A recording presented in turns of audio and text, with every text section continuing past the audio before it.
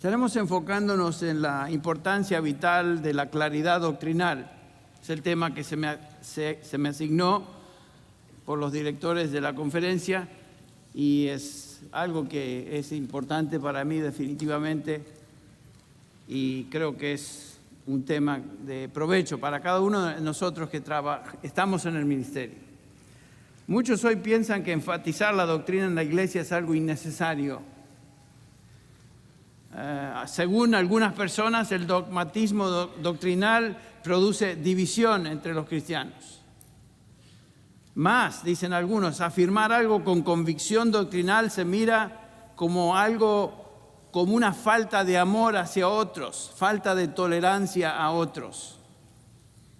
Se mira en algunos círculos como algo que realmente debe evitarse. Esta noción no viene de la palabra de Dios, no viene de Él. Pero como estaremos observando hoy, en este momento al clausurar, la Biblia demanda que seamos claros en los principios y preceptos que ésta enseña. Es vital tener claridad doctrinal para la salud espiritual de la iglesia. Desde su nacimiento, la iglesia cristiana enfatizó la doctrina.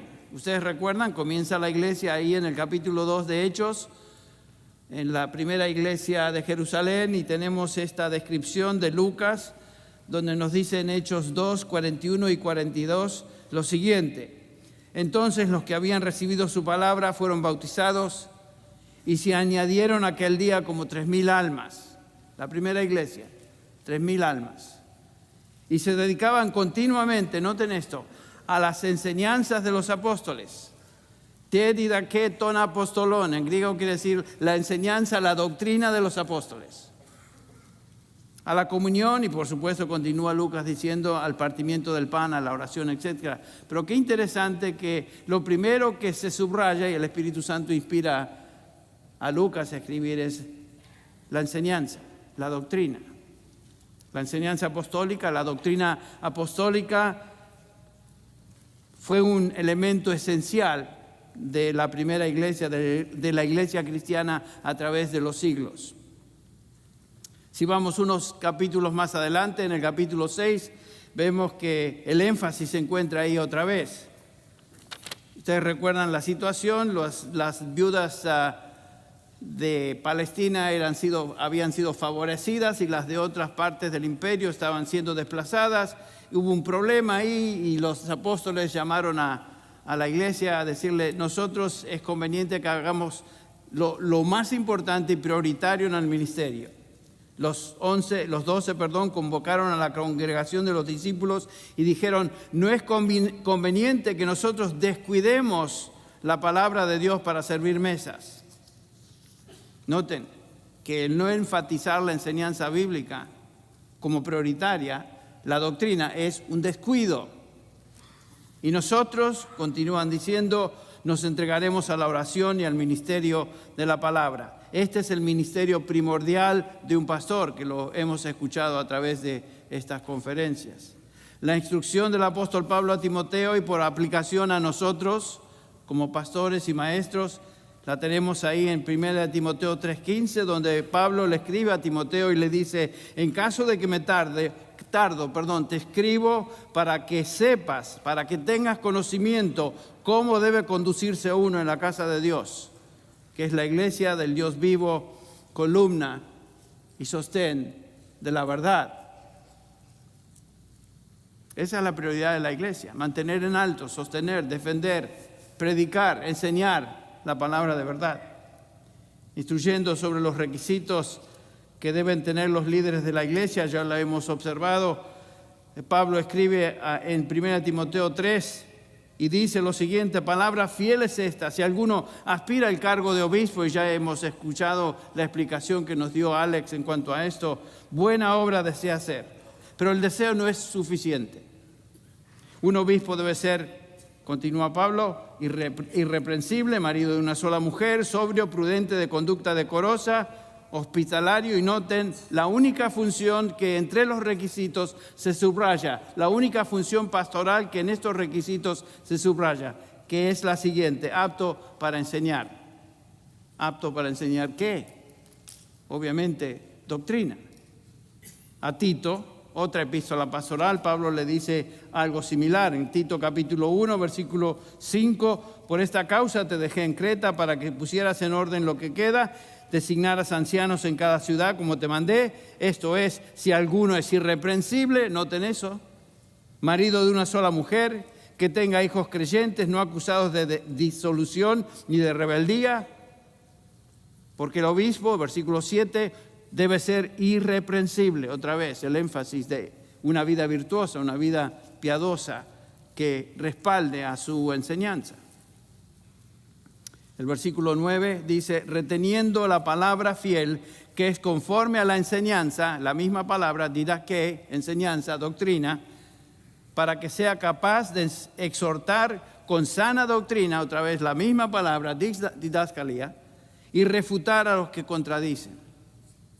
En Efesios capítulo 4, versículo 11, ya lo vimos esto, Efesios 4, 11 nos dice que Jesús dio a algunos a ser discípulos, apóstoles, a otros profetas, a otros evangelistas, a otros pastores y maestros. ¿Con qué fin? ¿Para qué? A fin de capacitar a los santos para la obra del ministerio, para la edificación del cuerpo de Cristo. Noten que cada uno de estos hombres dotados por el Señor tienen la función de enseñar, comunicar la palabra de Dios, la doctrina, para que ya no seamos niños, versículo 14, sacudidos por olas y llevados de aquí para allá, por todo viento de doctrina, por la astucia de los hombres, por las artimañas engañosas del error, sino que hablando la verdad en amor crezcamos en todos los aspectos en aquel que es la cabeza, es decir, Cristo. Otra vez el énfasis de la enseñanza, el énfasis de la doctrina. Y lo que vemos en el Nuevo Testamento es un énfasis notable, un énfasis, inequívoco en cuanto a la enseñanza doctrinal. ¿Por qué? Porque la salud espiritual de la iglesia depende de ello. La doctrina que según Judas 3 nos dice fue dada a los santos, la fe que fue dada a los santos una vez y para siempre.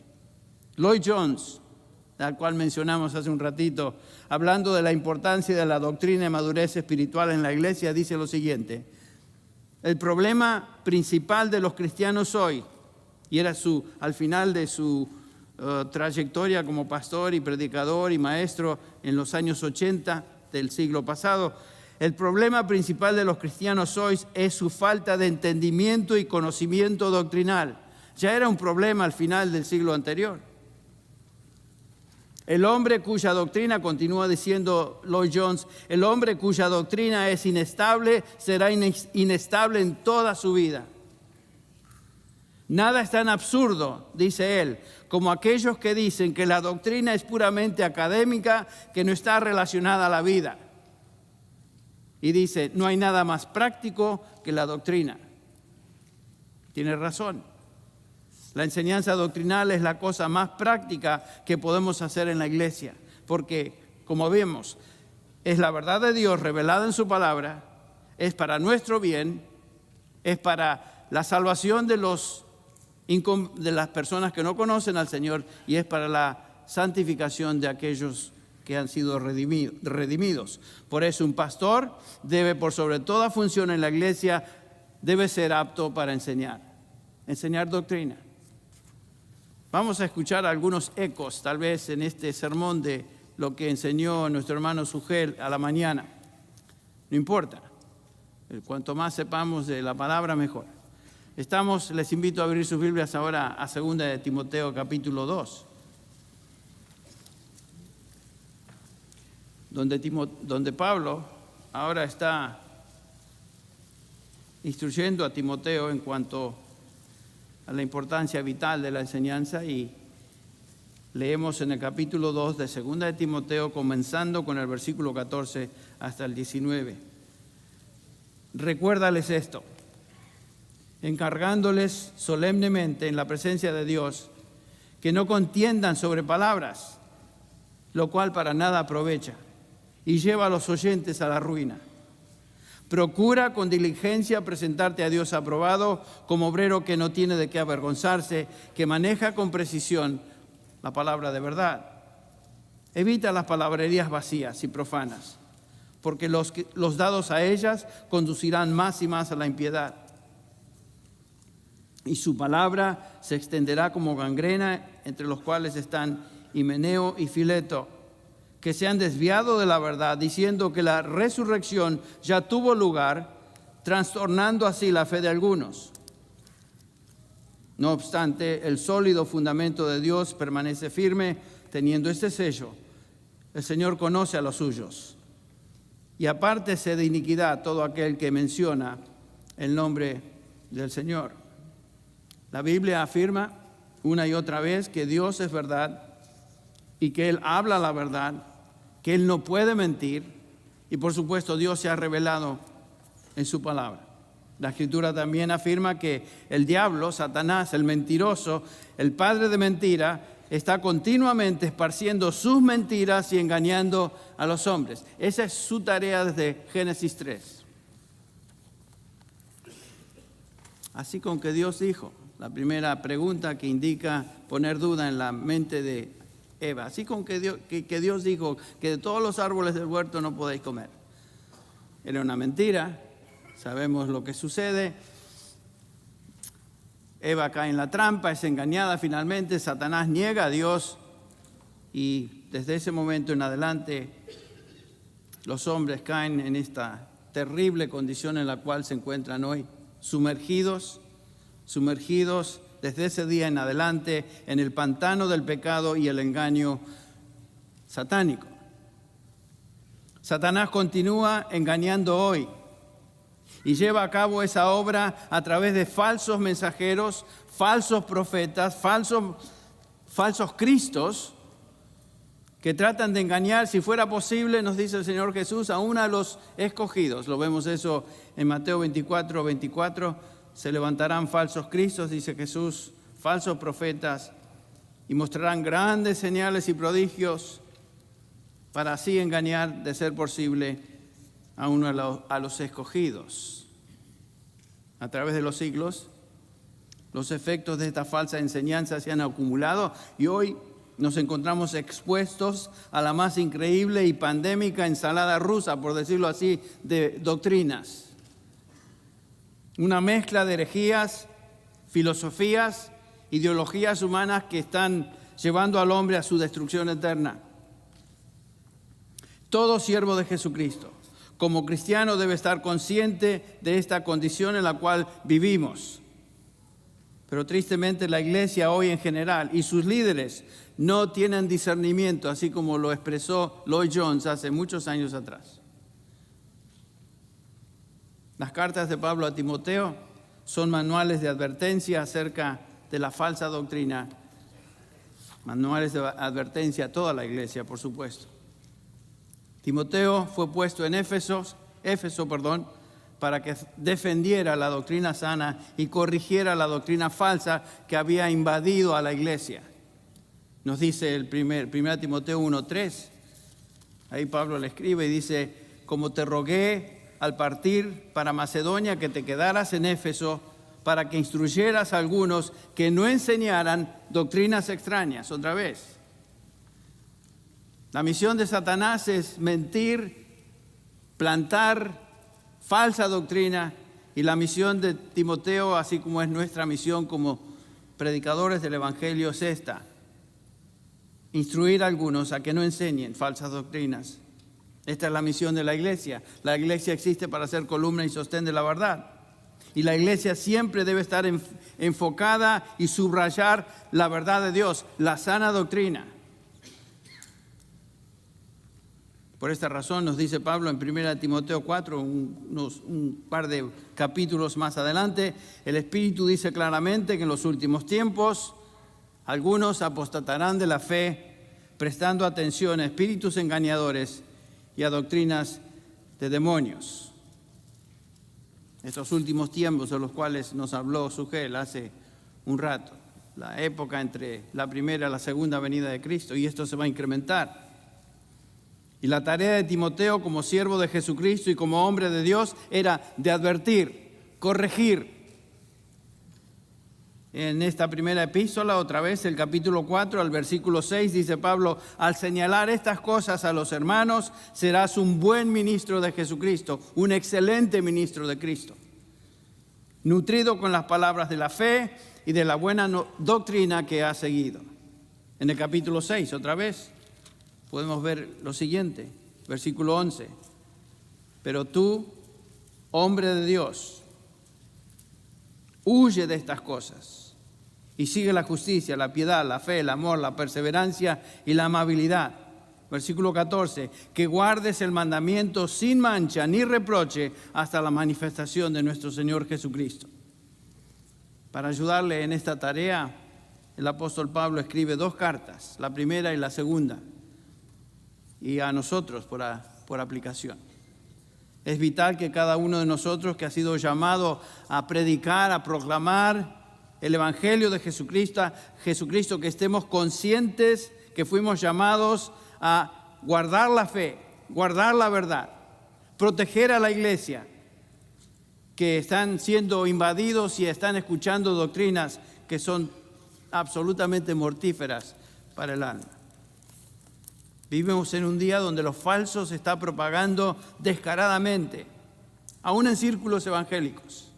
Acabo de venir de Guayaquil, Ecuador, y lo mismo ahí.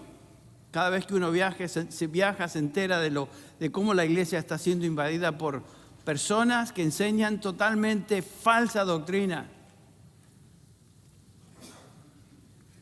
Muchos en la iglesia hoy, a muchos les cuesta discernir entre lo que es bíblico y aquello que es inventado. Escucha lo siguiente: cualquier enseñanza que no provenga de la palabra de Dios tiene su origen en el padre de mentira. Por esta razón, Pablo le llama a estas doctrinas de demonios en el capítulo 4, versículo 1. Otra vez repito, fuimos llamados a enseñar la verdad revelada en la palabra de Dios y evitar toda enseñanza falsa, toda falsa doctrina. Ser precisos en nuestra doctrina. El texto que tenemos enfrente de nosotros, que acabamos de leer hace un ratito, es vital para cada uno de aquellos que ministramos en el nombre del Señor. Estos versículos del 14 al 19. En estos versículos Pablo nos habla de las razones por las cuales debemos ser claros y precisos en la doctrina. En el versículo 14 observamos de repente una transición, comenzando ahí en el versículo 14, una transición y una advertencia. Pablo comienza diciendo: recuérdales esto o estas cosas.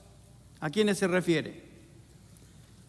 Creo que a toda la congregación de Éfeso, sin duda, pero en particular a estos hombres del versículo 2, del capítulo 2, versículo 2, que Pablo ha estado subrayando. Hombres fieles, idóneos, quienes van a enseñar también a otros. Creo que en este lugar donde estamos, muchos de ustedes se encuentran justamente en esa descripción. Hombres idóneos, fieles, quienes van a enseñar también a otros. Esta advertencia es para ustedes, es para mí. El verbo advertir se encuentra en un presente imperativo, lo cual indica persistencia. En otras palabras, Pablo está diciendo: continuamente haz esto, debes evitar esto continuamente. ¿Qué es lo que Timoteo debía recordarles a estos hombres idóneos? Todas las cosas que Pablo acababa de describir en los versículos del 2 al 13, pero también tiene un tono positivo. En la segunda parte del versículo 14 dice, nos confrontamos con una sobria, y tenemos acá una sobria advertencia: exhórtales, noten, solemnemente. Este es un cambio de tono. El verbo exhortar o encargar es diamarturomai. Es un verbo que tiene la idea de una advertencia muy seria. Llegamos a una advertencia negativa aquí: que no contiendan sobre palabras, que no debatan, que no se abran a discutir filosofías e ideas humanas. Esto es algo que tanto Timoteo como cualquier siervo de Jesucristo debe evitar. No estamos aquí para debatir ideas humanas. No estamos aquí para debatir argumentos de hombres. Me decía un amigo mío hace unos años, me decía, pero che, Henry, dice, tenés que tener una mente amplia. Ya por el acento y la manera que lo dijo saben de dónde es esta persona. Pero el punto era esto, que para él yo tenía que leer y dedicarme a leer otras cosas, filosofías que nos ayuden a entender la mente humana. Y lo que está diciendo Pablo acá, evita eso. Y es una advertencia solemne. Te exhorto, noten, delante de Dios. Es una exhortación que no puede tomarse livianamente, puesto que se hace en este tono y Pablo llama a Dios como testigo presente, lo cual debe producir en nosotros temor santo. Esa es la idea. La intención de la frase es producir temor en el corazón de Timoteo. Temor en aquellos que predican y enseñan. Observamos la misma frase en 1 Timoteo 5:21. Te encargo solemnemente en la presencia de Dios y de Cristo Jesús. El capítulo 4, versículo 1, del cual mencionó y enseñó también Sugel. Te encargo solemnemente en la presencia de Dios y de Cristo Jesús. O sea, Pablo está llamando a Dios como testigo, a su Hijo Jesucristo. Es una advertencia sumamente seria, que debemos tomarlo de esa manera. A menudo la frase en la presencia de Dios aparece en la Biblia para traer ánimo. Por ejemplo, en Lucas 1:19 notamos ahí que el ángel se aparece a Zacarías y le dijo, yo soy Gabriel, que estoy en la presencia de Dios. Ahí está. Él viene de la presencia de Dios. Y el propósito de mencionar eso es hacer hincapié, ten ánimo, Zacarías. En Hebreos 9:24 leemos esto. Porque Cristo no entró en un lugar santo hecho por manos, una representación del verdadero, sino en el cielo mismo para presentarse ahora en la presencia de Dios delante de nosotros, o por nosotros, perdón. O sea, eso debe traer confort, debe traer ánimo a nosotros. Jesucristo, el Hijo de Dios, está en la presencia de Dios Padre por nosotros. En estas ocasiones la frase en la presencia de Dios tiene esa intención de consolar. Pero en la mayoría de las referencias que tenemos en el Nuevo Testamento de la presencia de Dios es la idea de juicio divino, de infundir temor, es la intención principal. Ya vimos eso en Edén. En Génesis 3:8 leemos que acá oyeron al Señor, este es Adán y Eva, Dios que se paseaba en el huerto al fresco día y el hombre y su mujer se escondieron ¿de quién? De la presencia del Señor. La presencia del Señor trajo temor. En el Salmo 68:2, como se disipa el humo, disípalos. Como la cera se derrite delante del fuego, perezcan los impíos delante de Dios. Tiembla la tierra, Salmo 114:7, ante la presencia del Señor, ante la presencia del Dios de Jacob. Pablo nos dice en 2 Tesalonicenses 1:9 que los impíos sufrirán el castigo de eterna destrucción, excluidos de la presencia del Señor y de la gloria de su poder. Entonces, dependiendo del contexto del pasaje, la presencia del Señor en las Escrituras tiene la intención de darnos consuelo por un lado y en otras ocasiones aumentar nuestro sentido de responsabilidad, nuestro sentido de temor santo de Dios. Y en este pasaje, 2 Timoteo 2:14, la intención obvia es infundir temor a todo aquel que sirve al Señor Jesucristo. Cuidado, temamos. ¿Pero por qué debemos tener temor? Uno esperaría que Pablo mencione alguna terrible impiedad del cual los siervos debemos apartarnos. Pero lo que dice, noten, es que no contiendan sobre palabras. Superficialmente pareciera algo inocuo, bastante inocente. Sin embargo, es algo muy serio, como vamos a ver. La frase contender sobre palabras es la traducción de un verbo en griego, logomakeo, que quiere decir hacer guerra de palabras. El contexto nos apunta a los falsos maestros que usan palabras, razonamientos, sabiduría humana para socavar y argumentar en contra de Dios y su verdad. Y Pablo exhorta a Timoteo y a cada uno de nosotros, siervos de Jesucristo, a evitar todo tipo de debate que ponga en menosprecio la verdad de Dios usando filosofía humana. Evitar todo eso, todo tipo de batalla o guerra de palabras que ataca la verdad simple en la Escritura con alguna filosofía, algún racionalismo, algún argumento humano. Por más intelectual que este argumento suena, cuidado. Una de las cosas que ha invadido a la iglesia es como se escuchó en el seminario de Michael, es la psicología, que ha suplantado y en muchos casos ha reemplazado la Escritura. Y Pablo está advirtiendo, cuidado eso. Escuche lo siguiente: la palabra de Dios no rinde cuentas a ideas humanas. La palabra de Dios no responde al hombre. El hombre debe responder a la palabra de Dios. Sin embargo, aún en la iglesia hoy se están introduciendo conceptos, nociones de origen y razonamiento de hombres supuestamente altamente educados y preparados, pero definitivamente contradicen lo que Dios claramente enseña en su palabra. El ejemplo que di de la psicología.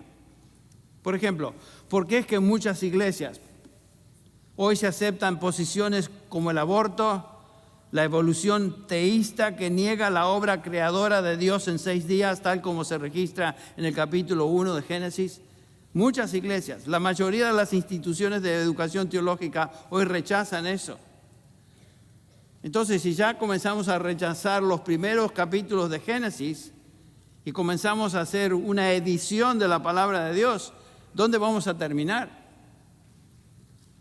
Pregúntese usted, ¿cómo es posible que denominaciones evangélicas que en un principio luchaban por la pureza de la fe dada a los santos una vez y para siempre, hoy aceptan la ordenación de mujeres a la posición de pastor, que como vimos, eso no existe en el Nuevo Testamento?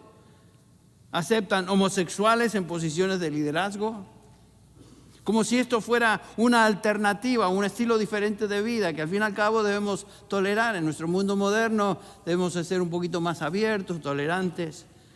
Eso viene del hombre, no viene de Dios. ¿Por qué es que el divorcio ya no se considera como algo tan problemático, de tal manera que predicadores y líderes que se divorcian continúan en sus ministerios como si nada hubiera pasado? Y muchas prácticas más. ¿De dónde sale la noción común entre cristianos de atar a Satanás? ¿Qué quiere decir eso? ¿Dónde encontramos eso en la Biblia o algún antecedente donde se nos instruye a hacer eso? ¿De dónde viene eso? Tradiciones de hombres, porque no está en la Escritura. ¿Dónde encontramos en la Escritura, por ejemplo, la práctica de echar afuera y atar demonios territoriales, que es una práctica común en algunos lugares? ¿Qué es eso? No importa cómo traten de explicarlo, eso no se encuentra en la Biblia, son inventos de hombres, conceptos inventados por alguien sin ninguna base bíblica. Así que tenemos que siempre hacer la pregunta, ¿qué dice la Escritura? Cuando escuchamos algo, no simplemente aceptarlo, sino ser como los nobles de Berea, ¿se acuerdan? Que no simplemente aceptaron la predicación, sino que escudriñaban a diario las Escrituras para ver si estas cosas eran así. Tenemos que tener discernimiento, tenemos que hacer la pregunta, pasar todo a la luz del filtro de la palabra de Dios. ¿Qué dice la Escritura? Es una pregunta básica. La iglesia en Éfeso, así como la iglesia del Señor Jesucristo hoy, estaba siendo infiltrada por doctrinas de espíritus engañadores, lo cual amenazaba la salud de los creyentes. Y en ese contexto, ahora Pablo advierte acerca de estos peligros. Y dice a Timoteo, En primer lugar, la primera razón por la que debe ser preciso en la doctrina, Timoteo, claro en la doctrina y evitar palabrerías es esta. La primera razón es por la cual debemos evitar esto es porque lleva a la ruina de los oyentes. El versículo 14, segunda parte. Observen eso. Lo cual para nada aprovecha, sino que lleva a la ruina de los oyentes. La palabra que ahí se traduce ruina, es catástrofe en griego. Obviamente es una palabra similar a la que tenemos en español. Esto quiere decir destrucción. Y es interesante que esta palabra catástrofe se usa solamente en otro lugar en el Nuevo Testamento, 2 de Pedro 2:6, donde leemos, Pedro escribe, si condenó a la destrucción, la misma palabra, a las ciudades de Sodoma y Gomorra, reduciéndolas a cenizas, poniéndolas de ejemplo para que los que habrían de vivir impíamente después. Entonces, Pablo está hablando de catástrofe, es una destrucción total, la devastación total, la destrucción eterna del alma de los que escuchan esas falsas doctrinas. Cuidado, evítalas, porque arruinan, son una catástrofe, destruyen. No hay que tener una mente abierta, Henry, como me decía mi amigo. No hay necesidad de eso. Evítalas. Porque ese es el efecto de la falsa doctrina. Y aquellos que prestan atención a esas cosas.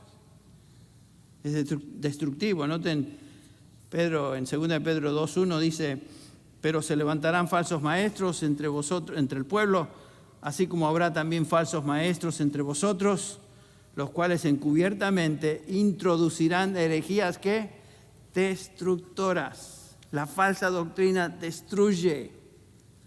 No es cuestión de ser tolerantes, hermanos.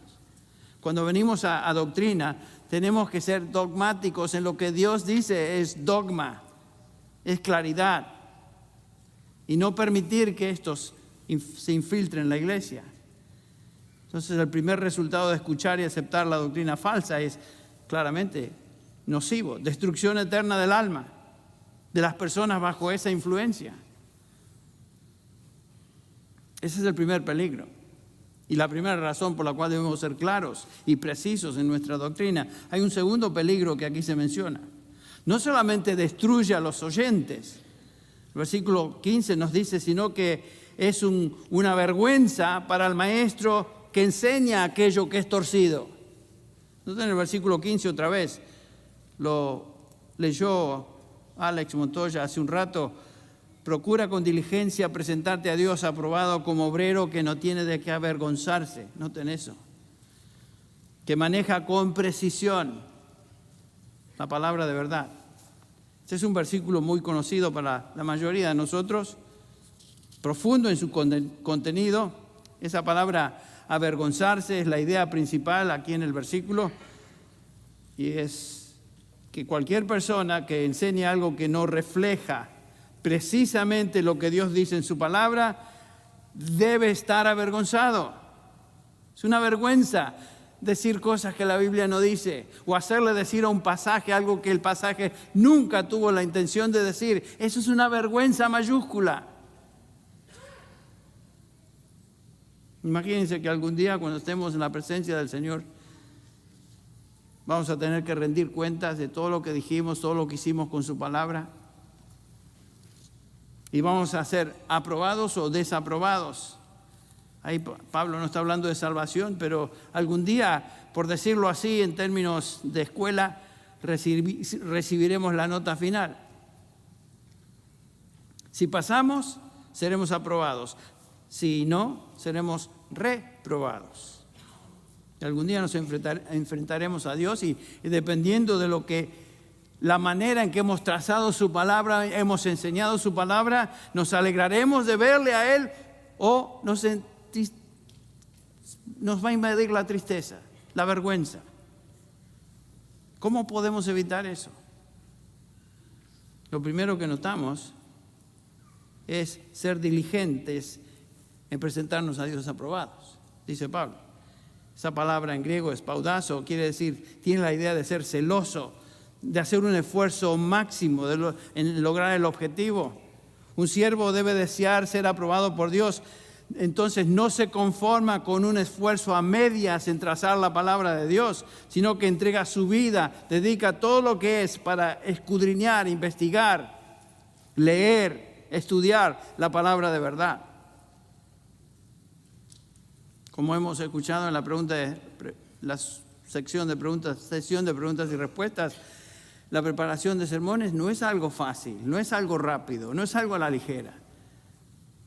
Pero muchos tienen este concepto que puedo dar un sermoncito así bien pequeñito, sin mucho problema, para los cristianitos, y con eso se conforman. La palabra y presentarnos a Dios aprobados, dice Pablo, demanda escudriñar, demanda en dar todo lo que somos. Trazar la palabra con precisión se debe convertir en nuestra pasión. Y como decía Sugel, no es simplemente pasión por predicar, es pasión por representar a Dios, porque algún día estaremos delante de su presencia. Y recuerden que el tono de Pablo es infundir cierto temor en la vida de Timoteo. Ese es el propósito de este pasaje. En esta misma epístola, en el capítulo 5, 17, dice: los ancianos que gobiernan bien sean considerados dignos de doble honor, principalmente los que trabajan, la misma palabra, quedan exhaustos en la predicación y en la enseñanza. Trabajan con todo lo que tienen. La predicación de la palabra es un trabajo que requiere máxima energía, máximo enfoque. No podemos distraernos con cosas secundarias.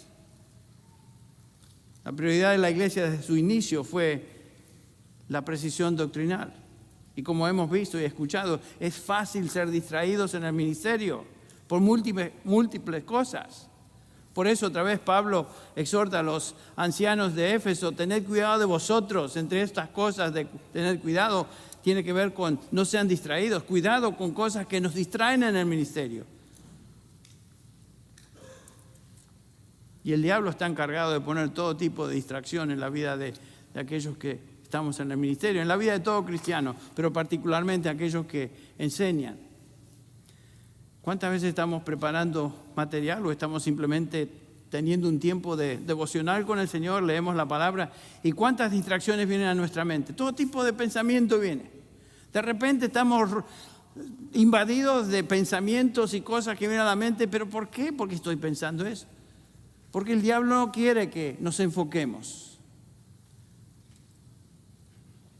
Pedro declara, no sé si fue Pedro, tal vez fue uno de los apóstoles. Digo Pedro porque él siempre tomó el liderazgo entre los 12. Leemos ahí otra vez en Hechos 6:3, 6:4, dice: nosotros, los líderes, los apóstoles, nos dedicaremos a la oración y al ministerio de la palabra. El propósito de ser diligente no es buscar el honor, la felicitación de hombres, sino de Dios. Presentarnos ante Él aprobados. Esa palabra, presentarnos, paristemi, es colocarse junto, ubicarse al lado de. Pablo está diciendo que un obrero procura con diligencia ubicarse al lado de Dios. Lo que Dios ama, Él ama. Lo que Dios dice, Él dice. Un obrero que va a ser aprobado por Dios no tiene su propia agenda. No tenemos nuestra agenda personal. No existe. No estamos aquí para fomentar nuestro ministerio ni nuestras ideas, sino lo que Dios dice, lo que Él piensa, lo que Él siente, lo que Él habla, lo que Dios dice en su palabra. Nada más ni nada menos. ¿Cuál es la meta del obrero del Señor, de un maestro de la palabra? Ser aprobado. Ser aprobado. Esa es la meta. Dokimos. Se refiere a alguien que ha pasado favorablemente una prueba. Ha pasado favorablemente un escrutinio. Esta es la meta de un siervo excelente. Pablo expresa eso en Gálatas 1:10 cuando dice: porque busco ahora el favor de hombres o el favor de Dios, o me esfuerzo para agradar a los hombres. Si todavía estuviera tratando de agradar a los hombres, no sería esclavo de Jesucristo, siervo de Jesucristo. Y otra vez en 1 Tesalonicenses 2:4, sino que así como fuimos aprobados por Dios para que se nos confiara el Evangelio, así hablamos, no agradando a hombres, sino a Dios que examina nuestros corazones. Dios es el que lleva a cabo el escrutinio, el que nos va a examinar, y lo está haciendo hoy. Es algo muy terrible pararse a enseñar la palabra de Dios de una manera superficial y sin tener este temor santo. Eso es lo que motivaba a John Knox, el famoso reformador escocés, a temblar cada vez que se paraba a predicar la palabra y a llorar. ¿Por qué? Porque temía decir algo que Dios no decía. Entonces, evitamos ser avergonzados cuando con diligencia damos nuestra energía máxima en trazar con precisión la palabra de verdad. ¿Qué es lo que te mueve a ti en trazar la palabra? ¿Qué es lo que te mueve a ti en enseñar? ¿Qué es lo que te motiva en tu ministerio? Y la implicación de este pasaje es que obviamente los negligentes de esta función, que en el contexto son los falsos maestros, son aquellos que deberían sentirse avergonzados, pero son los menos avergonzados.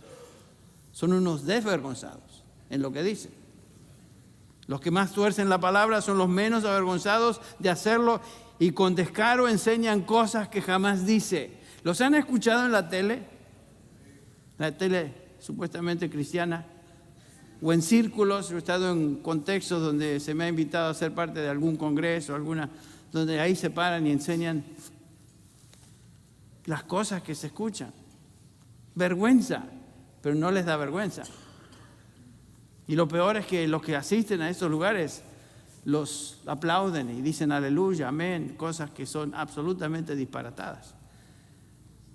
No hay vergüenza. Son como los que Pablo describe ahí en Filipenses 3:18, porque muchos andan como os he dicho muchas veces, y ahora lo digo aún llorando, que son enemigos de la cruz de Cristo, cuyo fin es perdición, cuyo Dios es su apetito y cuya gloria está en su vergüenza, los cuales piensan solo en las cosas terrenales. Noten eso. Bueno, deberían tener vergüenza, pero no tienen. Ahora, de regreso a nuestro texto, el versículo 15 del capítulo 2, 2 Timoteo 2, preséntate a Dios aprobado como obrero, ergates. El obrero te incluye la idea de energía. ¿Qué hace este obrero? ¿A qué se dedica? A trazar bien, a trazar con precisión. Trazar es la palabra orthomeo, que quiere decir cortar literalmente quiere decir cortar derechamente, cortar en línea derecha. Un artesano tenía que cortar derechamente. Un labrador tenía que abrir un surco trazando una línea derecha. Un constructor tenía que unir las piedras y los ladrillos en una línea derecha. Pablo, quien era un hombre que sabemos trabajaba con pieles, sin duda sabía y lo que significaba trazar derecha, cortar con precisión las pieles para construir una tienda de campaña. No es cuestión de poner varios cueros ahí atados así nomás y cosidos, había que trazarlos con precisión. El punto es obvio, entonces, aplicado a la enseñanza doctrinal, a la enseñanza bíblica, un obrero del Señor debe aprender a cortar con precisión la palabra de Dios antes de enseñarla. Antes de enseñar.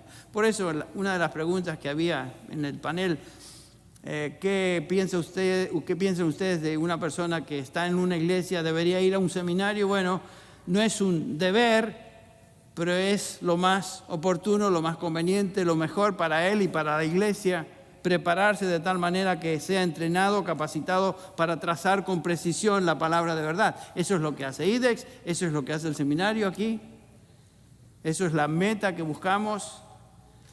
Aquí no enseñamos muchas materias que, por ejemplo, se encuentran en otros seminarios, sino que nos enfocamos en todas las materias que tienen que ver con la palabra de Dios y trazar esa palabra con precisión.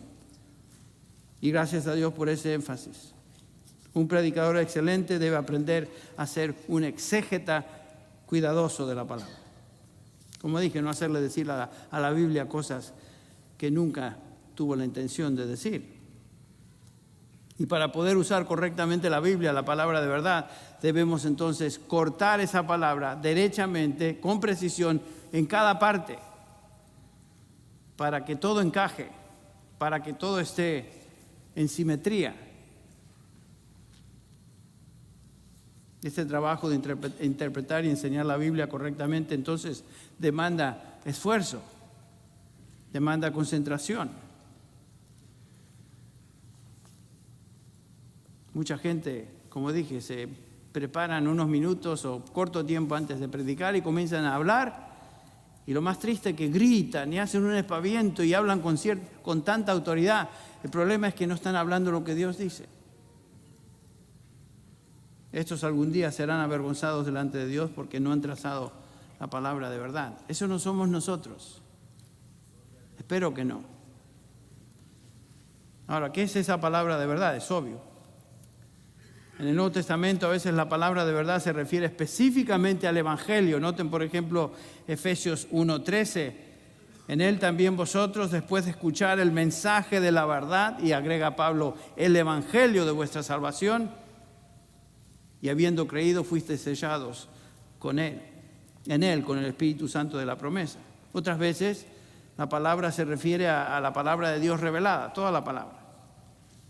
En Juan 17:17 el Señor Jesús está orando, intercediendo a favor de los suyos y dice: Padre, santifícalos en tu verdad. Y aquí está, la verdad se extiende a toda la palabra. Tu palabra es verdad. Todo lo que viene de Dios es verdad. Entonces, cada pasaje tiene un significado particular en el contexto y hay que trazarlo con precisión. Una tercera razón por la cual debemos ser precisos en nuestra doctrina es que la falsa enseñanza conduce a la impiedad. Noten eso en el versículo 16. Dice Pablo: evita las palabrerías vacías y profanas, porque los dados a ellas conducirán más y más a la impiedad. Aquí vemos el contraste opuesto a usar bien la palabra de verdad. El contraste es: evita, dice Pablo, todo aquello que sea palabrería, filosofía humana, todo aquello que sea profano, vacío, aquello que es simplemente terrenal, bebelos, el término que se usa ahí, aquello que es común, que no es santo. Pablo ya le había advertido a Timoteo en el 1 Timoteo 6:20, Timoteo, guarda lo que se te ha encomendado y evita las palabrerías vacías y profanas y las objeciones de lo que falsamente se llama conocimiento o ciencia.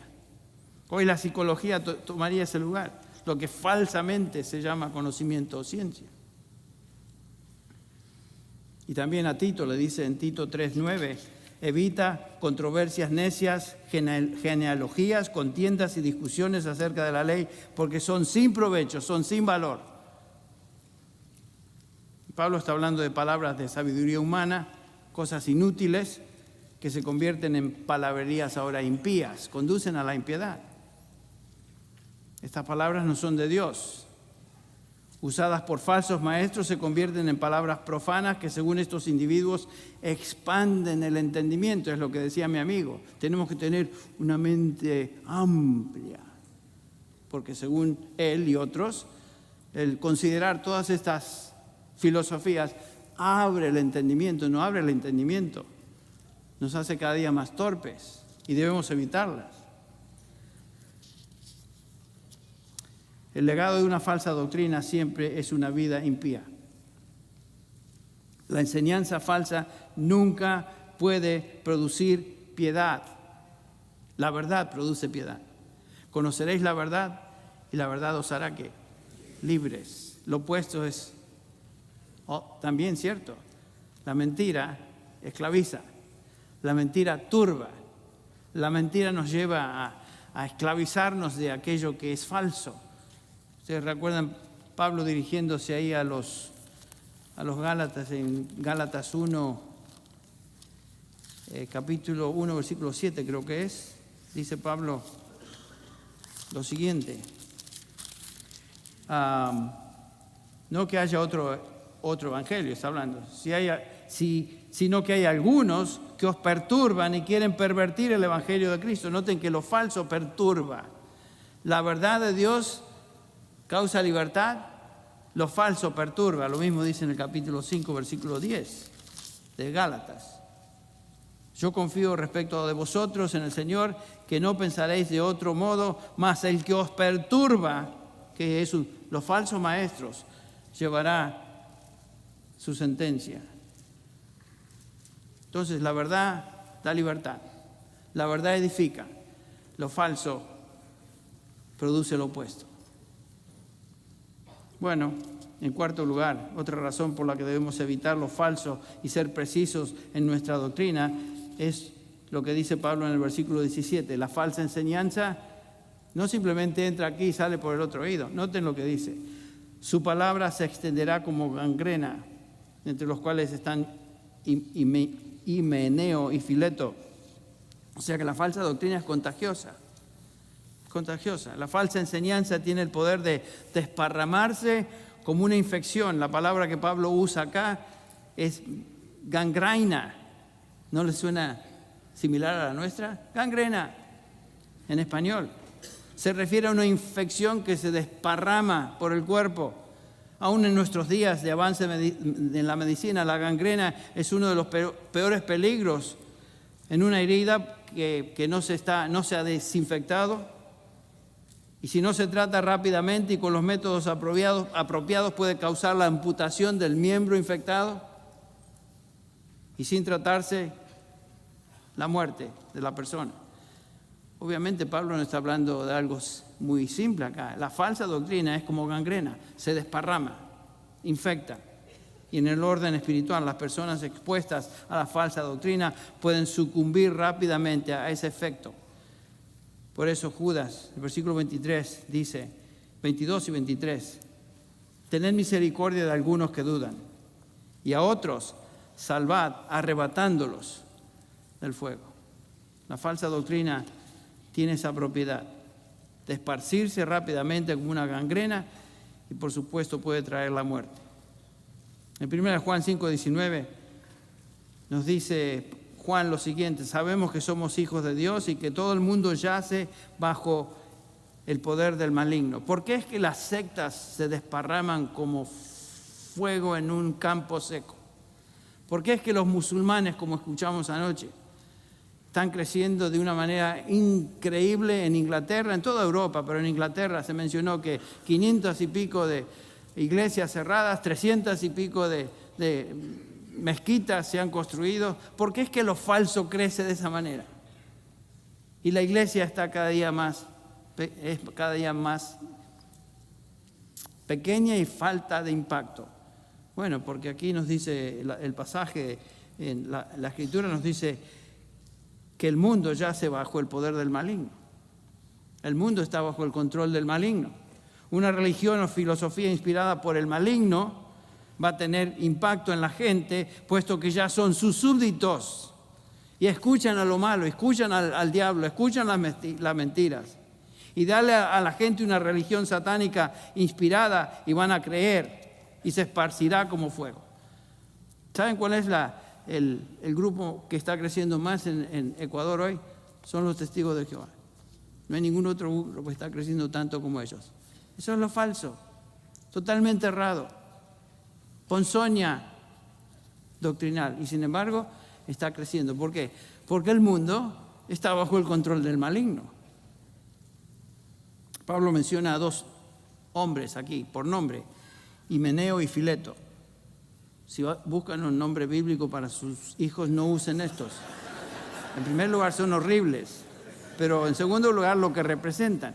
Himeneo y Fileto se han desviado de la verdad y trastornan, dice la fe de algunos. Himeneo ya fue nombrado en el capítulo 1, versículo 20, uno de los principales líderes de la iglesia en Éfeso. Imagínense, Pablo mismo lo tuvo que expulsar de la iglesia. Y ahora otro se le había unido. Este tipo es Fileto. Pienso en un pescado cuando veo en eso su nombre. Estos eran apóstatas con esos nombres. habían sido expuestos a la verdad del Evangelio, pero lo habían rechazado e ido en pos de falsa enseñanza. Y la enseñanza falsa particular es esta, que negaban la resurrección real y física. Y decían que la resurrección ya tuvo lugar. Tenía un concepto falso de la resurrección y por lo tanto destruían la verdad bíblica que enseña en cuanto a esto y quitaban la esperanza de los creyentes. Esto era negación de una doctrina fundamental de la Escritura. Sabemos que si negamos la resurrección literal de Cristo y los creyentes, estamos negando lo que claramente nos dice Pablo en 1 Corintios 15:13. Si no hay resurrección de los muertos, entonces ni siquiera Cristo ha resucitado. Y si Cristo no ha resucitado, vana es entonces vuestra predicación, vana es vuestra fe. Y aún somos hallados testigos falsos de Dios, porque hemos testificado contra Dios que Él resucitó a Cristo, a quien no resucitó, si en verdad los muertos no resucitan. Pues si los muertos no resucitan, entonces ni siquiera Cristo ha resucitado y las consecuencias son terribles. Noten, versículo 17, y si Cristo no ha resucitado, vuestra fe es falsa, todavía estáis en vuestros pecados, lo cual implica condenación eterna. Y también los que han dormido en Cristo han perecido. Noten el terrible resultado de esta falsa enseñanza de que la resurrección no es literal. Negar o distorsionar la doctrina de la resurrección es equivalente a negar el Evangelio de Jesucristo. Y por lo tanto estar condenado a un infierno eterno, separado de Dios. Y Pablo dice que el resultado de esta falsa enseñanza era que trastornaba la fe de algunos. La fe de algunos. Antrepo quiere decir volteaba la fe de algunos. ¿Es posible voltear la fe de alguien? Una de las preguntas esta tarde fue, ¿se puede perder la salvación? ¿Puede ser que un hijo de Dios que cree la verdad, que es hijo de Dios, que ha sido redimido de repente, se vuelque y siga la mentira y pierda su salvación? No. Si alguien se va, como claramente se enseñó, y abandona la fe es porque nunca perteneció a la fe, nunca tuvo fe, nunca fue hijo de Dios. Se fue de nosotros porque no era de nosotros, porque si hubiera sido de nosotros hubiera permanecido con nosotros, 1 Juan 2:19. Pero si esa fe se voltea, quiere decir que su fe era una fe falsa, no era una fe salvífica, nunca había sido del Señor. Y algunos, dice Pablo, van a ser volteados en su fe, van a ser separados, van a ser trastornados en su fe. Y obviamente eso va a suceder, pero no en los que son del Señor.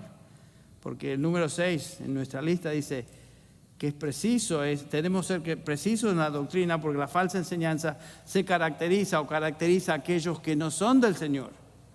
Si alguien sigue una falsa doctrina y se entrega a ella y abandona la fe, demuestra lo que son. Versículo 19, 2 Timoteo 2:19. No obstante, el sólido fundamento de Dios permanece firme. Noten, teniendo este sello, el Señor conoce a los que son suyos. Mateo 7 nos indica de algunos que dijeron, pero Señor, no hice esto en tu nombre, no hicimos esto, no hicimos milagros. Y el Señor les dice, apartados de mí, nunca que os conocí. El Señor conoce a los que son suyos. Por lo tanto, dice Pablo, apártese de iniquidad todo aquel que menciona el nombre del Señor. Te llamas cristiano, vive entonces como lo que profesas. Y aquí una vez más Pablo hace un contraste. A pesar de que algunos apostatarán de su fe, el fundamento de Dios es firme. ¿Cuál fundamento? Una referencia a la iglesia de Jesucristo. Los reales, los redimidos por su sangre, aquellos que son genuinos. Estos son los escogidos de Dios, cuyo destino es la gloria eterna. 2 Timoteo 1:9 nos ha salvado desde la eternidad. Romanos 8 del 28 al 30 nos dice que a los que antes conoció, a estos también predestinó para que sean conformes a la imagen de su Hijo. A los que predestinó, estos también llamó. En otras palabras, eficazmente llamó a salvación. Los hizo renacer, les dio fe y a estos justificó, a estos también termina el pasaje diciendo a los que justificó, a estos también glorificó.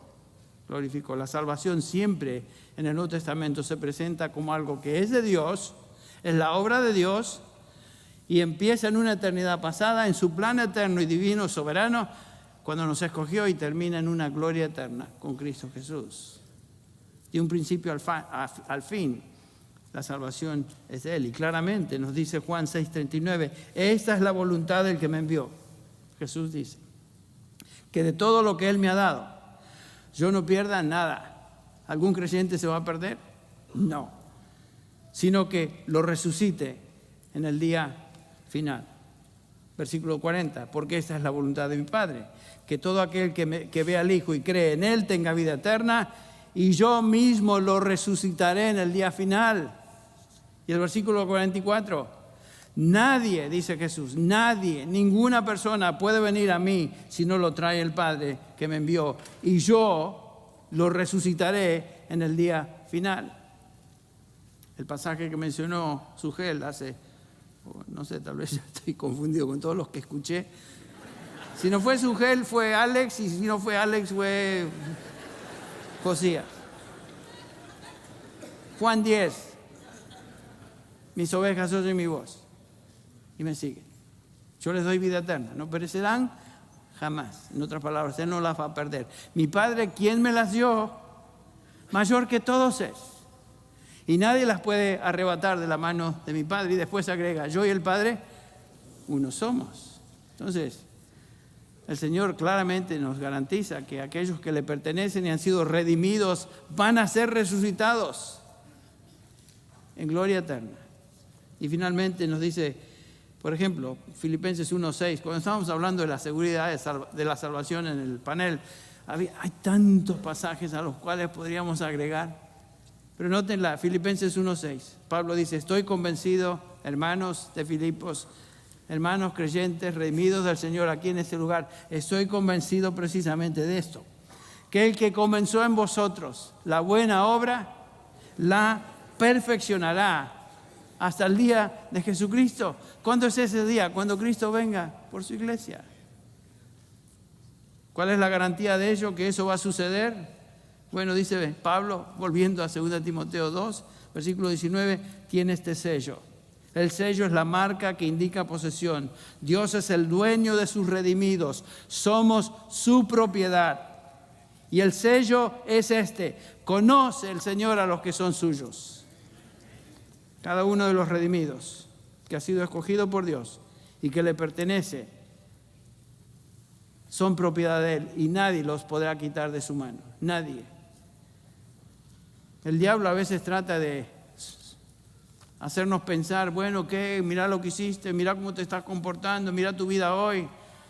Si nuestra salvación dependiera por un instante de nosotros, ninguno de nosotros podríamos tener seguridad. Pero la salvación es de Él. Y Él nos cubrió, como enseñó Sugel, ahí sí me acuerdo de eso, que estamos cubiertos con la justicia de Cristo. Absolutamente cubiertos. Al que no conoció pecado, fue hecho pecado por nosotros para que nosotros fuésemos hechos justicia de Dios en Él. Noten que la justicia de Cristo, la justicia misma de Dios, está imputada, ha sido acreditada a nuestra cuenta. Bueno, pero Pablo nos dice que Dios nos escoge, estamos seguros en Él, pero noten la segunda parte de este pasaje. Apártese de iniquidad todo aquel que invoca el nombre del Señor. Esto habla de responsabilidad personal. De todo hijo de Dios, todo redimido. Ese es el corolario de la primera verdad. No solamente fuimos escogidos por Dios para salvación, sino que también fuimos llamados a vivir una vida santa. Y el que se dice, yo soy cristiano, pero vive como se le da la gana, y dice, viva la pepa, yo voy a hacer lo que quiera, tal persona no conoce al Señor, no conoce a Él. El que dijo, no perecerán jamás, también dijo, oyen mi voz y me siguen. El que dijo, el que comenzó la buena obra la perfeccionará, también dijo, ocupaos en vuestra salvación con temor y temblor. Ambas verdades son paralelas en la Biblia. Entonces, como siervos de Dios, hemos sido llamados a proclamar, a defender, a trazar con precisión la palabra de verdad, ser precisos en doctrina, evitar toda desviación, evitar el error doctrinal, por varias razones que aquí se subrayan en este pasaje. Uno, lo falso arruina a los oyentes, destruye a los oyentes. Lo falso avergüenza a los que enseñan lo que es error. En tercer lugar vimos, conduce a la impiedad. Se desparrama como gangrena, trastorna la fe de algunos. Y eso es justamente lo falso, el error, lo que caracteriza a una persona que no conoce a Dios, a un falso maestro. Y como dijo Lloyd Jones entonces, la doctrina sana debe ser enseñada, el Nuevo Testamento lo demanda, es lo más práctico que podemos hacer porque de ello depende la salud de la iglesia, la salud espiritual de los creyentes. El Señor nos llamó a ser precisos en nuestra doctrina. Este pasaje claramente nos enseña eso. Bueno, gracias a Dios por iglesias y creyentes, líderes de iglesias que estamos comprometidos con esa responsabilidad nuestra. Gracias a Dios por estos días de conferencia. Gracias a Dios porque la palabra ha sido trazada con precisión. Gracias a Dios porque hemos sido expuestos a la verdad una vez más. Y espero que salgamos de este lugar realmente renovados, animados y motivados a ser fieles en trazar la palabra con precisión en nuestras iglesias. Les invito a ponernos de pie y vamos a orar. No lo veo a Michael, pero creo que vamos a terminar con una oración final. ¿Está bien? Sí, lo hago.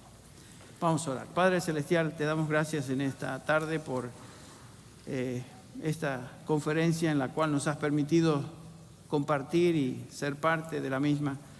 Gracias, Padre, por tu palabra que ha sido enseñada con fidelidad. Gracias, Señor, por los hombres que has levantado en tu iglesia para enseñar a los santos, edificar a los santos. Señor, traer el evangelio a los perdidos por tu palabra. Y gracias, Señor, como hemos comprobado una y otra vez que el poder se encuentra en tu palabra, no se encuentra en tus siervos, que son meros instrumentos o guantes en tus manos para llevar a cabo esa obra de predicación. Tu palabra no volverá a ti vacía, sin que logre los propósitos para los cuales tú la has enviado. Y te damos gracias, dependemos de eso, Señor. Y te agradecemos, te bendecimos en esta tarde. Despídenos, Señor, con bien a nuestros lugares de servicio, a nuestras casas, a nuestros lugares de ministerio.